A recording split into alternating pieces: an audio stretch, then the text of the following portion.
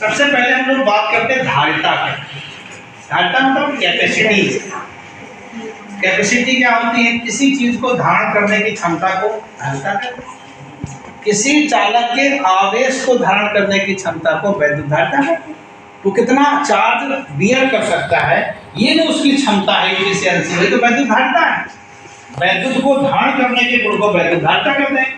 तो किसी चालक के आवेश को ग्रहण करने की क्षमता को ही उसकी वैद्युत धारिता कहते हैं।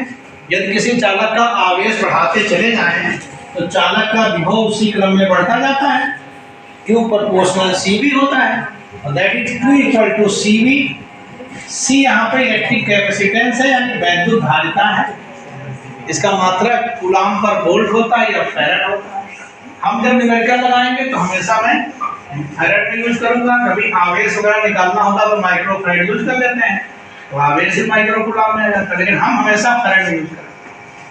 अब पहला क्वेश्चन है गोली चालक की धारिता। खूब आता है गोली चालक, अभी संधारित्र में नहीं आए हैं, सिर्फ चालक की बात कर रहे हैं। गोली चालक की धारिता।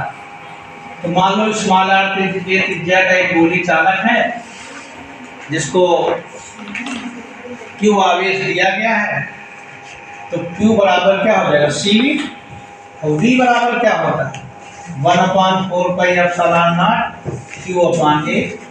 Q से Q कट गया, C बराबर क्या आ गया? 4 pi epsilon not into A। देखा, गोली चालक की जो धारिता है वो त्रिज्या के समानुपाती होती है।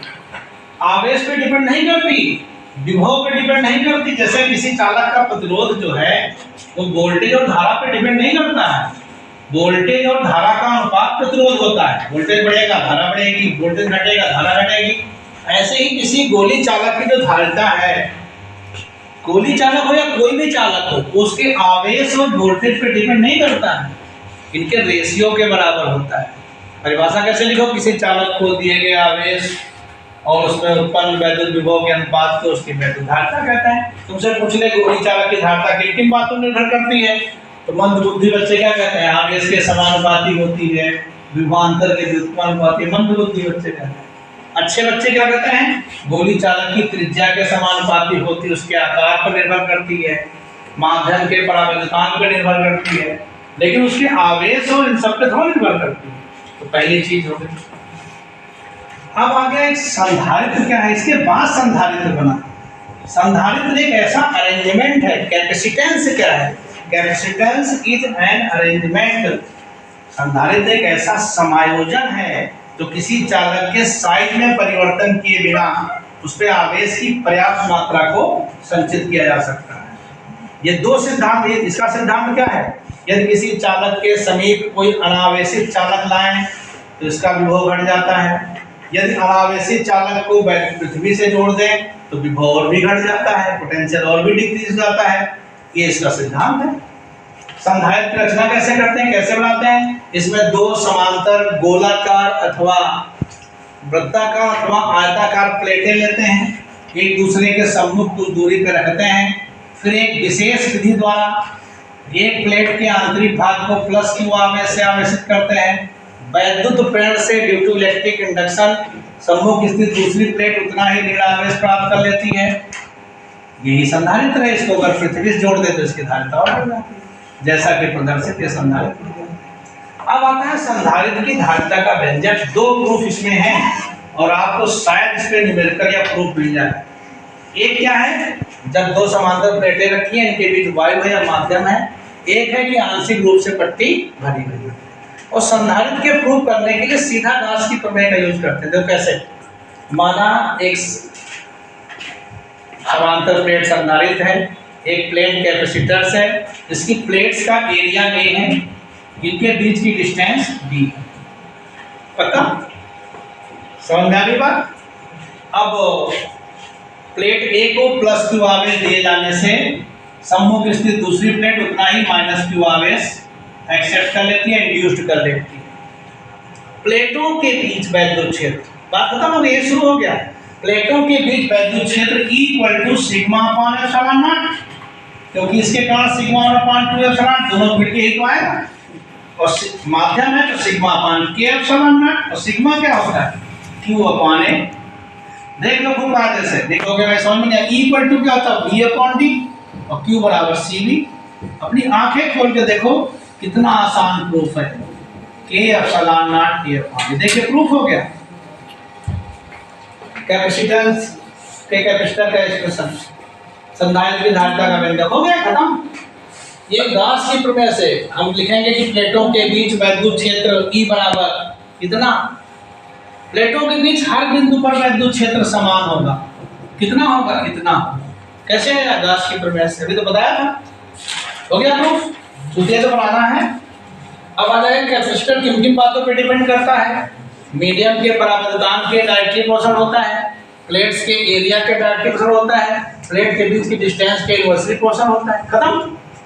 वायु भरी हुई है तो C naught equal to epsilon naught A upon D। सारे तिकड़ा मिली पे न्यूमेरिकल है, बहुत सारे तो इन दोनों के न्यूमेरिकल है, 15-20 न्यूमेरिकल। कहानी सुनाता है, यदि किसी संधारित्र की प्लेटों के बीच की दूरी को आधा कर दें, प्लेटों का एरिया दोगुना कर दें तो 4 गुना हो जाएगा। जो करे करे, हम इसे रखते जाएंगे, उत्तर निकालते जाएंगे, घबराने की क्या जरूरत है।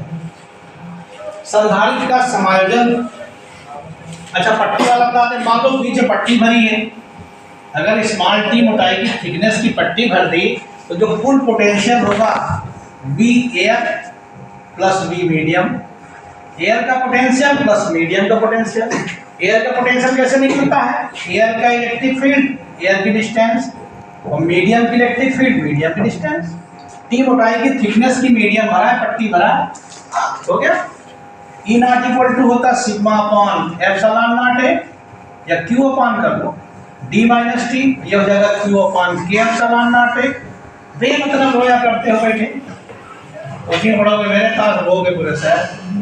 ये देखिए हो गया, और V बराबर Q अपॉन C कर लो, Q पड़ गया, C इक्वल टू प्रूफ हो गया epsilon naught A upon D minus T plus T upon के लिए प्रूफ, ये भी खत्म। 3 लाइन के प्रूफ है। इनमें पूछोगे तो एक दिन में 12 घंटे क्या कर पाओगे, ये तो तुमको पढ़ने नहीं चाहिए, सीधे पेपर दे आप, और सीधे इन्हीं पे डिपेंड कराता है, इन्हीं पे डिपेंड करता है। तो एक फार्मूला यहीं पे लगता है, समझ रहे हो। और क्या काया छोड़ो हो,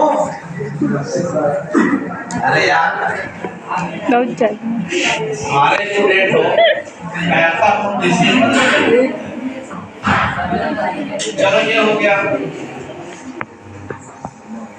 प्रतिदिन हमारे कोर्स से हट गया, ना जानते हो तो जान लो। अब केवल संधारित्रों का संयोग बचा हुआ है, और ये पेपर में आने आना है, जान लो। संधारित्रों का संयोग क्या है, सीरीज में जुड़े हैं तो क्या होता है, 1/C equal to 1/C1 plus 1/C2 plus 1/C3, और पैरेलल में है तो क्या होता है, C बराबर C1 plus C2 plus C3। जो भी न्यूमेरिकल हो, ये दो कॉन्सेप्ट का यूज करके लगा सकते हो। कोई ट्रबल आए तो शाम तुम्हारे पास है, मोबाइल ग्रुप पे डालो, मैं लगा के देता रहूंगा तुमको, टेंशन लेने की कोई जरूरत नहीं। हार न मानो, मतलब समझौता ना करो कि ये चैप्टर मुझे नहीं आता मैं छोड़ दूंगा। हर हाल में 70 का पेपर करना चाहिए। देखो अगर अब भी तुम गंभीर नहीं हो तो तुम अपने नंबर कम करो, समझौतावादी बन जाओ, कम नंबरों पर भरोसा कर लो, आराम से मत करो। ये आखिरी ताकत तुमको लगानी है, लगा दो, अच्छे नंबर ले आओगे। सौभाग्यशाली मैं तुमको तोते जैसे बोर्ड पे सिखा रहा हूँ, बुलाते जरूर है लोग एग्जाम में, पढ़ाते क्या है, जब पढ़ के निकलोगे तब जान पाओगे। बुलाना अलग चीज है और पढ़ाना अलग चीज है, बुलाते तो सभी शौक में है। तुमने मुझसे कहा था बेटा, हम तो अपने आप बता रहे हैं, क्यों बता रहे हैं, ताकि तुम्हें सहयोग मिल जाए, तुमको घर में उतनी मेहनत ना करे।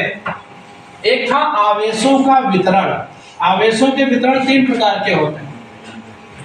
मान लो 2 चालक हैं, जिसका आवेश Q1 है, कैपेसिटर C1 है, पोटेंशियल V1 है, दूसरा है Q2 है, C2 है, V2 है। इनको एक तार से जोड़ दें तो हाई पोटेंशियल से लो पोटेंशियल की ओर पॉजिटिव चार्ज जाता है। तो जो उभयनिष्ठ विभव होता है, कॉमन पोटेंशियल होता है Q1 plus Q2 upon C1 plus C2। इसका सूत्र सबको याद है, खुशी की बात यह है, श्याम किशोर को भी याद है। हमने तुमसे स्थानांतरित आवेश का सूत्र पूछा था इसमें, तो क्या था, स्थानांतरित आवेश C1 C2